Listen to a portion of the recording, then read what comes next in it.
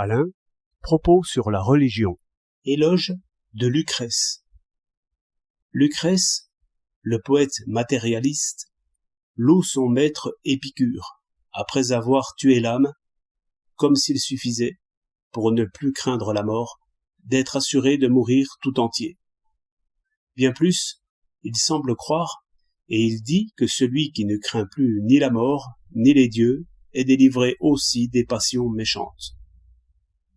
Dans l'autre partie, on dit, au contraire, que la religion sert au moins à nous adoucir et à nous consoler. Le débat est ouvert encore, on n'a point cessé de lire Lucrèce, ni de réfuter Lucrèce. Je veux considérer seulement les effets. Peut-on dire que la religion rende les hommes méchants? Sûrement, elle les rend tristes. L'office des morts ne veut pas être consolateur. Les chants portent l'effroi par la seule résonance. Qu'est-ce alors si l'on croit ce qu'ils annoncent? Les moines que j'ai vus n'étaient pas gais. Les vrais croyants que j'ai connus vivaient selon la peur. Ceux qui m'ont enseigné la religion m'enseignaient la peur. Ils avaient de terribles histoires, qui m'empêchèrent souvent de dormir vers mes 10 ans, et le prédicateur n'avait pas moins peur que moi. On dira que c'est superstition, non religion. Savoir. Les jansénistes prouvent que le meilleur des hommes a encore des raisons de trembler. Je suppose que ce qui attriste les consciences religieuses, c'est l'incertitude du grand jugement qui viendra comme un voleur, sans ménager les timides, ni les innocents. Dépendre d'une puissance qu'on ne peut absolument comprendre, c'est cela qui assombrit l'homme. Pour moi, je reviens au poète, qui me paraît sonner juste. Je revois avec lui le sacrifice d'Iphigénie, chose terrible et inhumaine.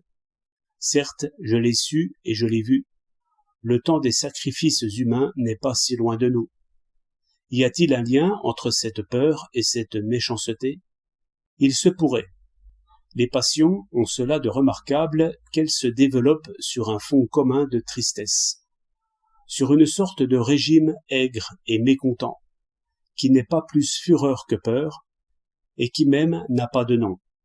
Je crois avoir compris que le passage de la peur à la fureur est naturel et commun dans l'homme.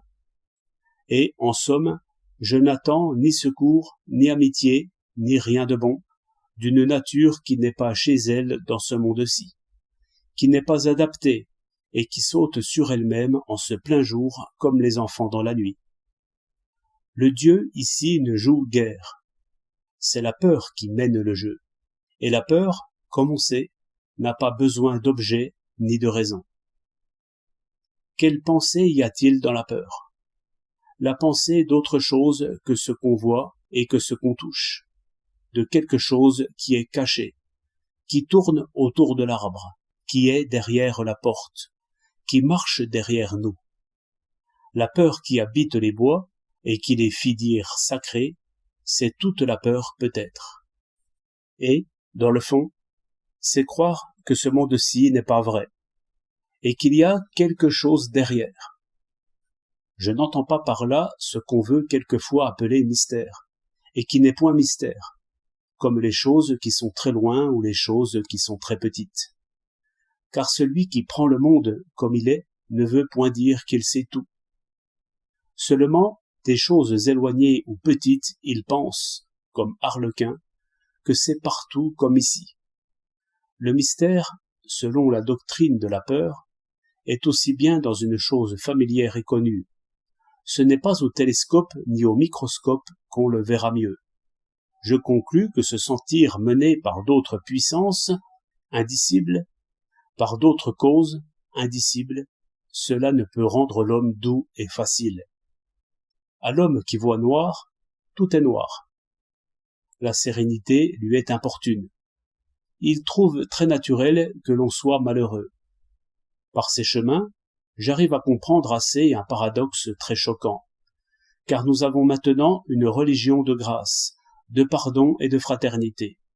Grande annonce de paix. Mais j'interroge maintenant les visages où la guerre est annoncée. On dirait presque désirée à force d'être attendue. J'y trouve, certes, des hommes qui se disent incrédules. Mais surtout, j'y vois beaucoup trop de vrais croyants, que la religion n'a point délivré d'être méchants pour les autres et pour eux-mêmes. Et cela me ramène à comprendre que les hommes sont toujours les mêmes, et que les vrais dieux, si je puis dire, sont toujours les mêmes dieux. Je remonte au sacrifice d'Iphigénie, et aux folles idées des vents et des flots que formaient ces hommes cruels. Mal adaptés, dirais-je, car, dans la pire tempête, si vous nettoyez bien vos lunettes de chair, par lucide expérience, il s'agit de bien ramer et de tendre la voile comme il faut. Et cette autre manière de naviguer, par le sang d'une vierge et fureur folle du même genre, j'y vois l'effet d'une peur adorée, et l'horrible tremblement du fanatique.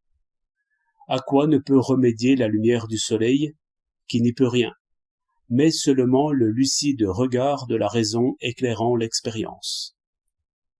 Voilà comment je suivais le poète, essayant, comme il dit, de poser mes pas sur la trace de ses pas.